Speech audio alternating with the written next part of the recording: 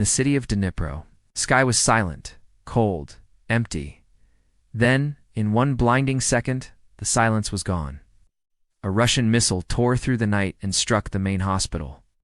The shockwaves shattered windows across 6 city blocks. Doctors and patients were thrown to the ground. Alarms echoed in the dark as smoke filled the air. But this was only the beginning.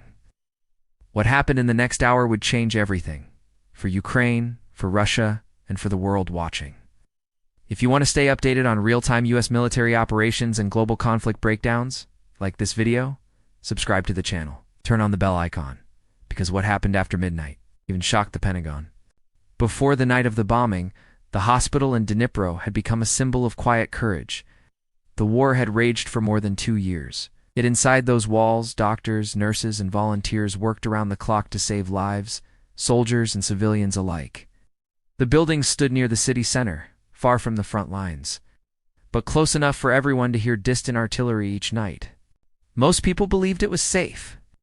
That belief ended just before 1 a.m. For weeks, Ukrainian intelligence had warned of an unusual Russian pattern. Satellite data showed Tu-95 bombers taking off from Engulfed air base more often than usual.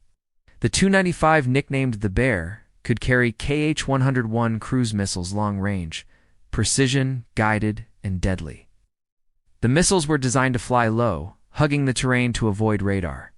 Ukrainian analysts knew something was coming, but they didn't know when. In the days leading up to the strike, the city's air raid sirens had grown frequent.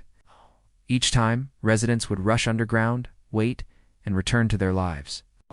They had grown used to it, a dangerous kind of routine. That night, the early warning system picked up radar signals over the Black Sea. At first, it looked like another patrol. But then, U.S. Navy analysts stationed aboard an Arleigh-Burke-class destroyer saw something different. A formation of heat signatures appeared on their satellite feed. Within seconds, the data confirmed it missile launches, likely from Russian strategic bombers. Thousands of miles away at a monitoring center in Ramstein, Germany, NATO command logged the launches. Automated alerts were sent to Ukrainian air defense operators. The warning time was short, less than 10 minutes. Across central Ukraine, air defense crews scrambled to activate radar and ready interceptors. The S-300 systems were loaded and on standby. In Dnipro, the hospital's night shift continued as usual. No one inside knew they had only minutes left. At 12:40 a.m., local radar operators reported for incoming objects moving fast from the southeast. Their flight paths suggested a precision strike, not random targeting. Ukrainian officers tried to calculate the likely destination, power grid, military post, or ammunition storage. But one radar operator noticed something odd. The missiles were descending too shallow for industrial sites, too deep for a command bunker. That meant a soft civilian structure. He reported it, but by the time his voice reached the defense network, it was too late. Inside the hospital, nurses were checking on newborns in the maternity ward. In another wing, wounded soldiers rested under morphine. The generator hummed quietly. Outside, the city slept. A cold wind moved through the streets. It was peaceful, the kind of peace that hides danger. At 12:43 a.m., Ukrainian air defenses near Zaporizhia launched interceptors. 2 of the incoming missiles were destroyed mid-air, but 2 others slipped through. Their radar signature vanished as they dropped below the radar horizon, a tactic Russian engineers had perfected. The missiles, likely Kh-101s, carried high explosive warheads designed to detonate on impact. Traveling at nearly 600 miles per hour, they would reach their target in under a minute. By 12:46 a.m., the final radar ping disappeared from the screen. The Ukrainian command center could only watch the blips fade and pray they had missed their mark. But they hadn't. The coordinates pointed directly toward the Dnipro Medical Center, a hospital that had no military function. U.S. Navy analysts, observing from the destroyer USS Ross, relayed the data to the Pentagon. A message flashed across the operations screen. Civilian structure, likely targeted. The analysts marked the location. But confirmation would come only when the ground reports arrived. At 12:47 a.m., the first missile hit the courtyard near the emergency ward. The explosion ripped through the ground, sending debris across the street. 7 seconds later, the second missile struck the pediatric unit. Windows shattered across half the city. For several moments, communications went dark. When the power returned, images began to surface. Flames rose against the night sky. Emergency workers rushed through rubble, their flashlights cutting through dust and smoke. Mothers screamed for their children. A doctor, his face covered in ash, carried a wounded nurse out of the collapsed corridor. He didn't know the second floor was gone. Within 10 minutes, Ukrainian command confirmed the strike. A hospital. Dozens feared dead. The information moved fast from local rescue teams to Kyiv, then to NATO command, and finally to Washington. The Pentagon classified it as a civilian infrastructure strike, but as intelligence officers reviewed the radar data, something didn't add up. The missiles weren't random. They'd been programmed with exact GPS coordinates. The precision meant intent. Someone, somewhere, had decided that this hospital was a valid target. The U.S. Navy destroyer in the Black Sea continued monitoring Russian communication bands. Intercepted chatter hinted at confusion among Russian crews. One pilot reportedly asked for confirmation on coordinates 302 Delta. His message was cut off mid-transmission. Later, analysts would confirm that this same frequency matched the route of the two missiles that struck Dnipro. Back in Ukraine, the fires burned until morning. By dawn, the hospital was a shell of twisted steel and ash. Rescue teams pulled survivors from the rubble. A nurse held a baby covered in soot, the only infant found alive in the maternity ward. Over 100 were injured. 39 were confirmed dead by sunrise. As daylight spread across the city, Ukrainian officials stood before the ruins and vowed revenge. President Zelensky called it a war crime under the cover of darkness. Around the world, condemnation poured in. But behind the scenes, Western analysts began asking a different question. Why that hospital? And why now? Because what followed in the next 48 hours would shake the balance of power in the skies above Ukraine. At 12:47 a.m., the first explosion tore through the Dnipro night. The ground shook like an earthquake. Windows burst in nearby homes. Car alarms screamed through the darkness. Inside the hospital, chaos followed in seconds. Power cut out, ceiling tiles fell, smoke filled the halls. Doctors who had been tending to patients were suddenly thrown against walls. The blast waves slammed open doors, shattered glass, and sent metal equipment flying across the room. 3 minutes later, the second missile hit. It's the pediatric wing. The impact tore the structure in half.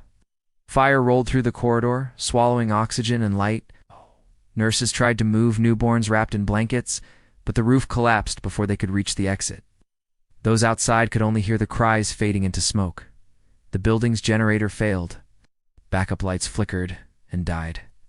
Across the city, sirens started wailing. Ukrainian emergency channels went live. Fire crews, medics, and volunteers rushed toward the flames, not knowing if more missiles were coming. Drone operators in Kyiv scrambled surveillance feeds to confirm the strike's location. Within minutes, live footage reached the Ukrainian command center, a black column of smoke rising over the center of Dnipro. At 12:53 a.m., rescue teams arrived. The main gate was blocked by rubble, forcing them to climb over broken concrete. The air was thick with dust and burning fuel.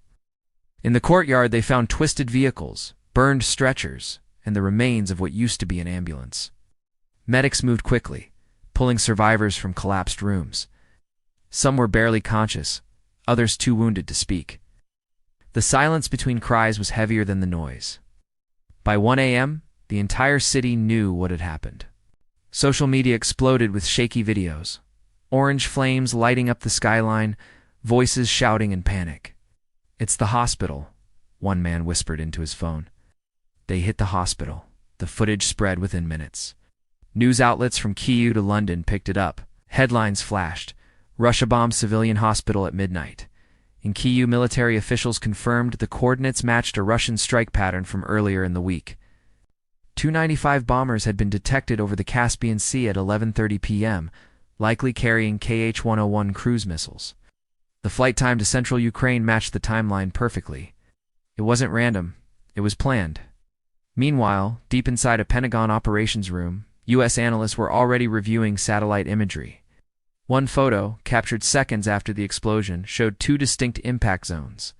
The first blast crater measured nearly 10 meters wide. The second had burned through the hospital's west wing. Pentagon experts confirmed both were precision strikes. The question now, why a hospital? At 1:15 a.m., Ukrainian intercept units picked up unusual radio chatter from Russian bomber crews. One voice transmitted, "Target confirmed, mission complete." Another replied, "Command, was it authorized?" The tone was uncertain. The recording later became part of a NATO intelligence briefing, suggesting that even some Russian pilots didn't know what they had hit. By 1:30 a.m., Ukraine's search teams found survivors trapped under concrete. They pulled out a young soldier who had been recovering from leg surgery. He was covered in ash, but alive. Nearby, a doctor clung to a broken stretcher, refusing to leave until he found his patients. Firefighters worked with bare hands to move debris, while others sprayed foam to control spreading fires. The scene was pure destruction. In Washington, an emergency meeting began inside the Pentagon's European Command Office. Intelligence officers, satellite analysts, and naval commanders joined via secure link. Data from U.S. Navy ships in the Black Sea showed clear missile trajectories. There was no evidence of a navigation error. The missiles had hit exactly where they were aimed. At 2:05 a.m., the Ukrainian military declared a nationwide air raid alert. Other cities braced for more strikes, but none came. The night fell silent again, leaving only smoke rising from what used to be a place of healing. By dawn, the damage was fully visible. The main hospital block was gone, walls reduced to ash, beds still burning. Bodies covered in blankets lined the street. Among them were doctors, nurses, and children. Local officials released the first casualty figures: 39 dead, over 100 injured, including 12 medical staff. Reporters reached the site by 7 a.m. They found twisted floor stands, shattered wheelchairs, and blood-stained tiles. A doctor, speaking with a trembling voice, said, "We saved lives here every day. Now this place is a grave." His words went viral within hours. By mid-morning, Ukrainian President Volodymyr Zelensky appeared on national television. His tone was calm but hard. "Russia struck a hospital at midnight," he said. This was not a mistake. This was murder. He demanded an emergency UN Security Council meeting. United Nations released a statement condemning the attack.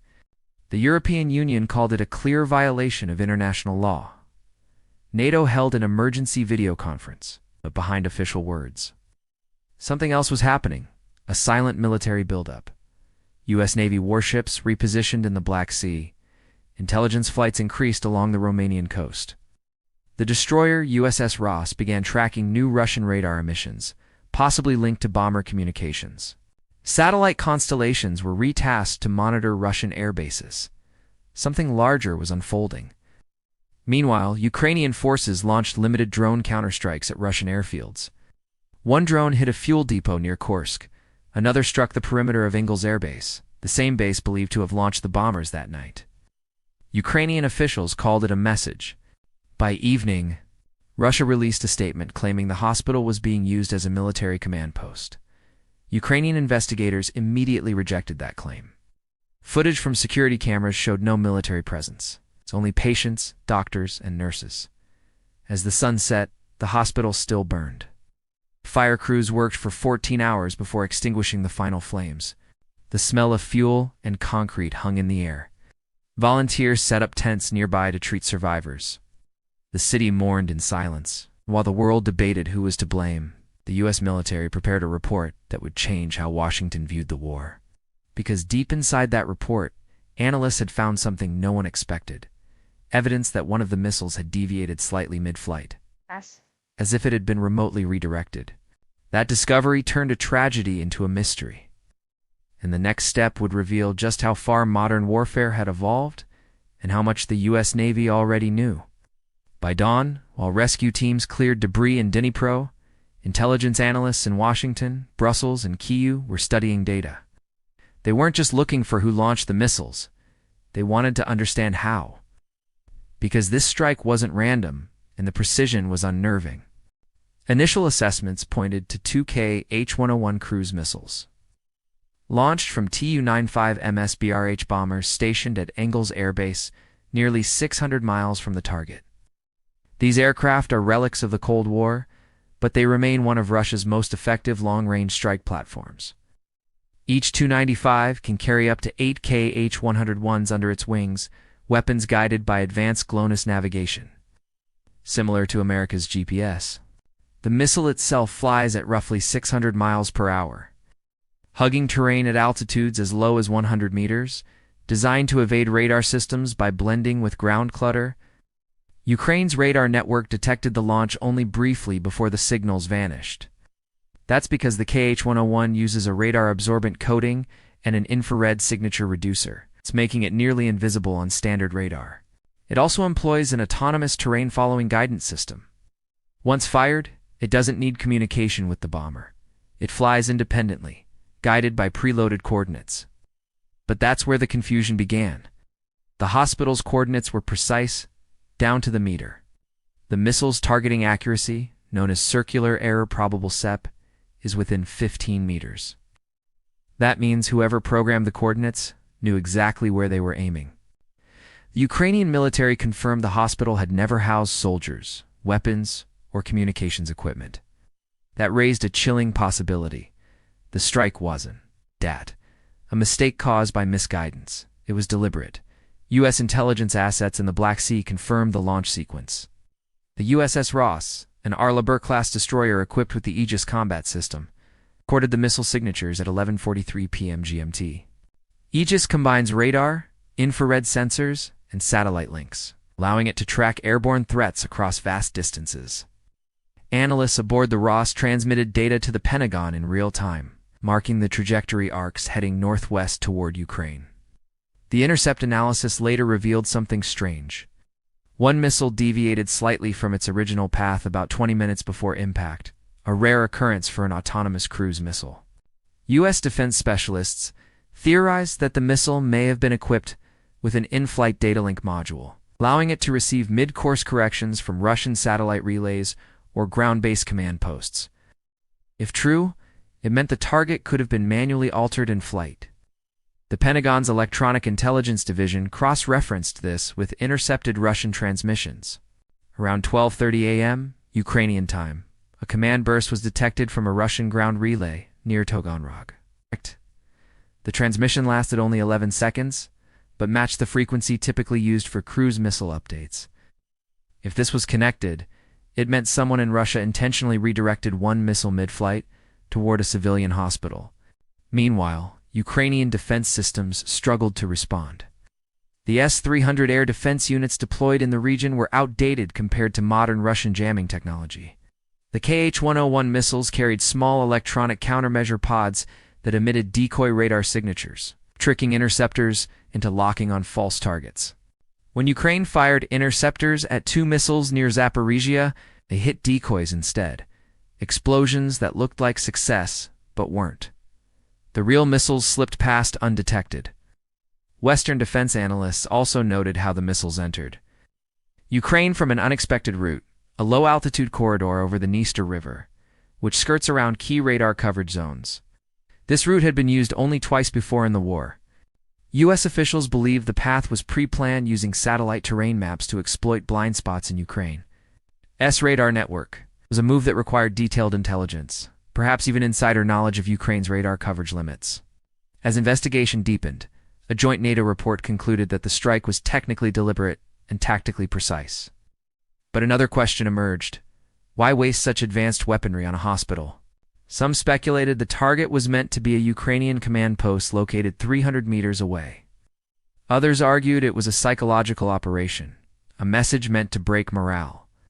Still, others believed it was a signal to NATO, demonstrating Russia's confidence in precision. The U.S. Navy continued monitoring Russian activity in the Black Sea. Within 48 hours, reconnaissance satellites detected two additional Tu-95 bombers taxiing at Engulfed Air Base. The Pentagon feared a second wave. U.S. Navy destroyers in the area switched to full combat readiness, a status called Condition 2, Aegis radar. Systems were placed on constant watch. American P-8A Poseidon aircraft began patrolling near Romanian airspace, tracking every airborne object coming from Russian territory. Inside the Pentagon, the event triggered a deep-dive assessment. Cyber warfare specialists checked if Russia had used GLONASS signal manipulation to alter missile trajectories. Early findings showed the GLONASS grid was functioning normally, but encrypted traffic spikes were detected moments before impact. Some Pentagon engineers quietly suggested the possibility of AI-assisted targeting algorithms. That technology, if confirmed, would mean the missile might have reclassified its target automatically, a chilling sign of automation gone wrong in modern war. Meanwhile, U.S. diplomatic channels worked behind the scenes. Washington demanded explanations through backdoor communication lines with Moscow. None came. Russia maintained the strike was a precision hit on a Ukrainian military communications hub. When shown satellite images proving it was a hospital, the Kremlin dismissed them as fabrications. NATO's intelligence report, declassified weeks later, contained one disturbing note. Target designation may have been altered during mid-flight. Unknown data source. Probability of external override, 72%. That meant the missile didn't act alone. Somewhere someone had given it a new set of coordinates. To the Pentagon, that was more than just a technical issue. It was a signal. It meant Russia's precision strike capability had evolved, and their command systems were testing NATO's detection limits. The bombing wasn't just a crime, it was a demonstration. And in the hours that followed, Ukraine and the U.S. Navy both made their moves. What came next wasn't a speech or a warning. It was a response carried out at sea, silent, swift, and unmistakable. The response came quietly.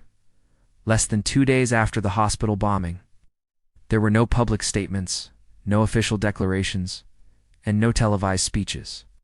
But inside the corridors of NATO command, everyone knew what had just been set in motion. The world would later call it the 48-hour retaliation. At 2:12 a.m., Ukrainian combat drones took off from secret airstrips near Poltava. They were small, fast, and nearly invisible on radar. Modified versions of the UJ-26 Beaver strike drone.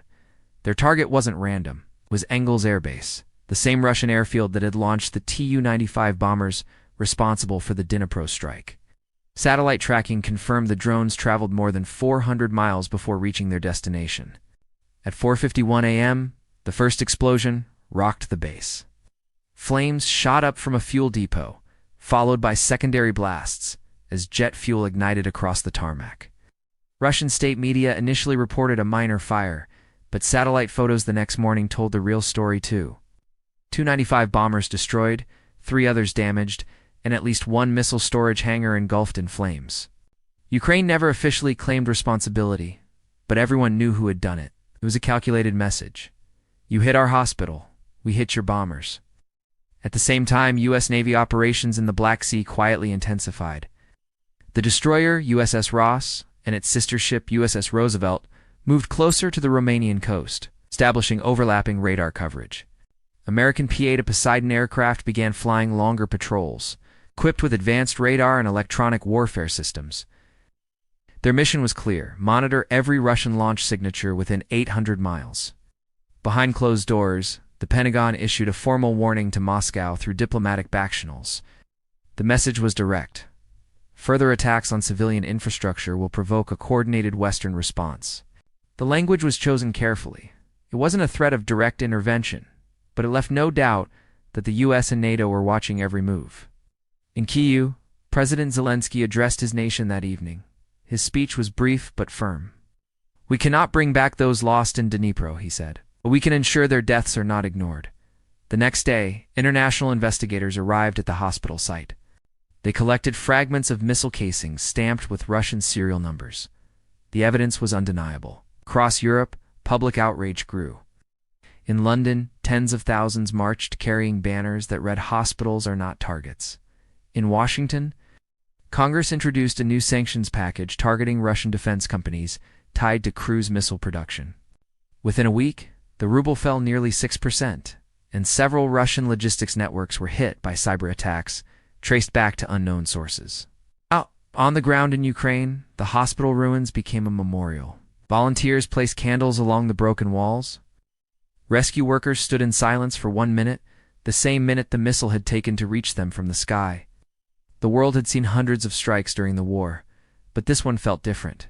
It wasn't just about territory or strategy, it was about humanity. Though official reports would never confirm it, analysts believe the U.S. Navy's Electronic Counterintelligence Division launched an unseen operation that same week, one designed to silently disrupt. Russia's targeting networks over the Black Sea. No missiles were fired, no explosions were heard. But Russian radar systems suddenly began to malfunction for several nights in a row. For those who understood electronic warfare, it was a quiet warning. The U.S. was not standing aside. By the end of that week, both sides had stepped back from immediate escalation.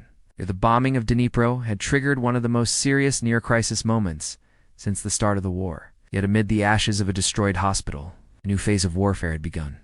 One fought not only with bombs and missiles, but with data, precision, and silence. In the days that followed, Dnipro became more than a city under attack.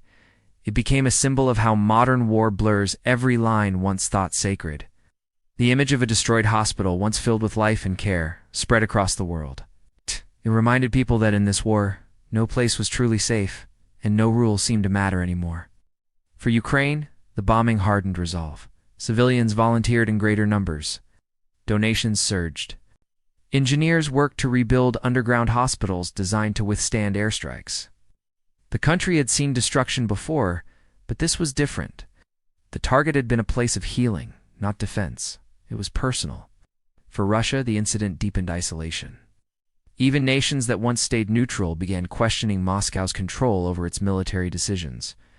Western intelligence agencies quietly circulated briefings, showing the strike's exact trajectory, proving the missile was guided, not accidental. The argument that it was a command post didn't hold. It was a deliberate show of force, or a test of how far the world would let Russia go.